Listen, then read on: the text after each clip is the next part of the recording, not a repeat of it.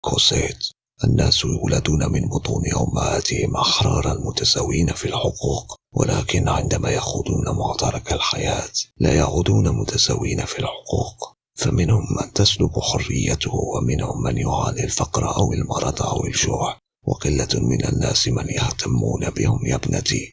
ثقي بأن طريقة تغيير هذه الصورة القبيحة سهلة جدا، ما علينا إلا أن نقدر قيمة الحياة التي أنعم الله علينا بها، ونقدر حياة الآخرين. إن حدث هذا يا ابنتي فإن عالمنا سيصير مكانا آمنا ينعم به جميع الناس. هذا هو شتاء منتزه يارستون في شمال أمريكا. وعندما تكتسي الأرض بالثلج الأبيض تواجه الحيوانات صعوبة في إيجاد الطعام، ولكن بالنسبة للذئاب فقد حان الوقت للذهاب للعمل. من هو الذي يعيش بيننا؟ هذا غريب حقا. من أين جاء؟ رأيت أشياء لا أستطيع تفسيرها، ولاحظت ظواهر كانت غريبة لا يمكنني إنكارها.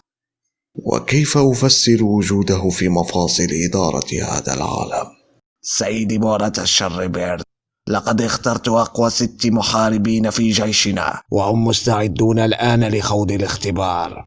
لم أجد من هو أقدر منهم على حمل مسؤولية قيادة المجموعات، كما أنني لمست فيهم المل الشديد لحماية الشر وأغراضه.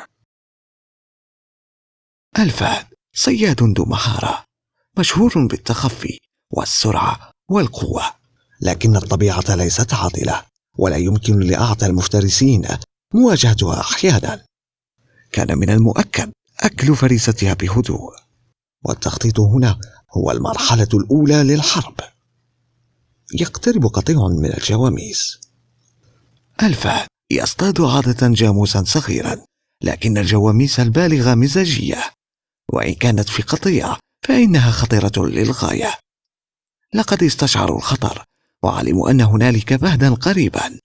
على الفهد البقاء في وضع المراقبة ريثما تسنح فرصة للهجوم.